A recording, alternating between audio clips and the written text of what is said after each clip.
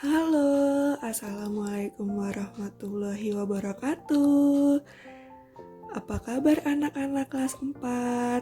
Pada hari ini kita akan mempelajari tema 3, subtema 1, pembelajaran 1 di kelas 4 bersama Miss Selma Oktameva.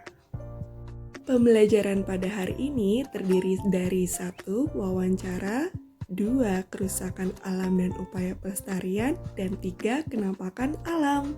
Pertama, yuk kita bahas tentang wawancara. Wawancara adalah tanya jawab antara dua pihak untuk memperoleh data, keterangan, atau pendapat mengenai suatu hal. Dua pihak yaitu pewawancara yang mengutarakan pertanyaan dan narasumber sebagai sumber informasi. Kemudian, pada saat kegiatan wawancara, kita perlu memperhatikan sikap netral, yaitu tidak berkomentar untuk tidak setuju terhadap suatu informasi. Yang kedua, ramah, yaitu menciptakan suasana yang mampu menarik minat. Dan yang ketiga, adil, harus bisa memperlakukan semua responden dengan sama tanpa membeda-bedakan. Selain itu, kita juga perlu memperhatikan etika saat wawancara. Yang pertama, memperkenalkan nama, kemudian menyebutkan tujuan, menyebutkan topik, datang tepat waktu dengan menggunakan pakaian yang rapi dan sopan, bersikap sopan, santun, dan ramah, serta menggunakan bahasa yang komunikatif. Ternyata, wawancara itu memiliki beberapa tahap loh. Yang pertama, tahap persiapan, terdiri dari menentukan topik wawancara, menentukan informasi yang akan dicari, menentukan dan menghubungi narasumber, dan menyusun daftar pertanyaan. Selanjutnya ada tahap apa lagi ya? Tahap pelaksanaan. Yang pertama, mengucapkan salam. Kedua, memperkenalkan diri. Yang ketiga, menyampaikan pertanyaan secara urut. Yang keempat, mencatat hal-hal pokok. Dan kembali diakhiri dengan salam ya.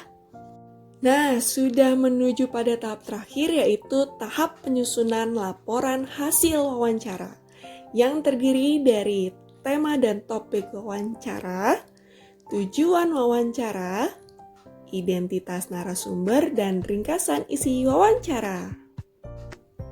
Selanjutnya, yuk kita masuk pada pembelajaran kedua, yaitu kerusakan lingkungan akibat ulah manusia dan upaya dalam pelestarian lingkungan.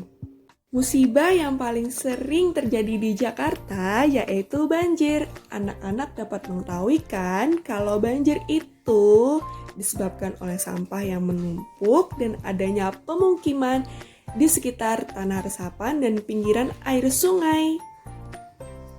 Yang kedua yaitu erosi. Erosi terjadi apabila kita sudah menebang pohon tetapi kita tidak melakukan reboisasi. Jadi, air hujan yang turun tidak dapat ditahan, maka dari itu terjadinya erosi di tanah. Dan yang ketiga, paling sering terjadi di mana-mana, yaitu pencemaran lingkungan diakibatkan oleh pembuangan limbah, sehingga menimbulkan kerusakan lingkungan dan kualitas kesehatan manusia yang menurun, terdiri dari pencemaran udara, air, dan tanah. Lalu terdapat beberapa hal yang dapat kita lakukan sebagai upaya pelestarian lingkungan, yaitu mencanangkan program pembangunan berwawasan lingkungan. Program ini untuk meningkatkan kualitas hidup dengan tetap memperhatikan faktor lingkungan. Selain itu, kita juga dapat mengeluarkan undang-undang yang berkaitan dengan lingkungan hidup, seperti Undang-Undang Nomor 5 Tahun 1990 tentang konservasi sumber daya alam hayati dan ekosistemnya, dan Undang-Undang Nomor 18 Tahun 2008 tentang pengolahan sampah. Ternyata masih ada beberapa upaya lagi loh, yaitu pemerintah membentuk suatu badan khusus untuk melakukan pengendalian dan pelestarian lingkungan, menjalankan program penanaman 1000 pohon, membangun taman kota, mengelola limbah, dan optimalisasi penggunaan kendaraan publik. Wah, tak terasa kita sudah memasuki pembelajaran terakhir, yaitu kenampakan alam dan manfaatnya. Yang pertama ada sungai. Sungai memiliki hulu dari daerah pegunungan dan bermuara di daerah laut. Manfaatnya untuk irigasi sawah dan untuk pembangkit listrik tenaga air. Anak-anak tahu tidak ya ada apa lagi? Ya, betul, ada danau yang terdiri dari dua. Danau buatan dengan cara membendung aliran sungai dan danau alam yang terbentuk oleh peristiwa alam seperti letusan gunung api, gerakan kulit bumi, dan pelarutan batuan kapur. Danau dimanfaatkan untuk olahraga air dan rekreasi dan juga sebagai tempat memelihara dan penangkapan ikan. Selanjutnya ada dataran tinggi dengan permukaan bumi berupa daratan yang luas dan berada pada ketinggian 200 hingga 600 meter di atas permukaan laut. Nah, dataran tinggi ini biasanya dimanfaatkan manusia untuk perkebunan, peternakan, dan wisata.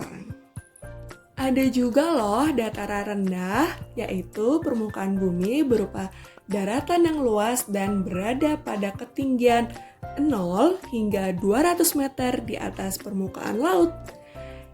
Biasanya dimanfaatkan manusia untuk perkebunan juga, peternakan, perumahan, dan industri. Tapi anak-anak tidak boleh kebalik ya dengan dataran tinggi. Akhir adalah tempat yang paling populer yaitu pantai, daratan yang berbatasan dengan laut dan pada umumnya landai dan berpasir, tetapi ada juga yang tebing dan curam. Biasanya dimanfaatkan untuk objek wisata dan pelabuhan.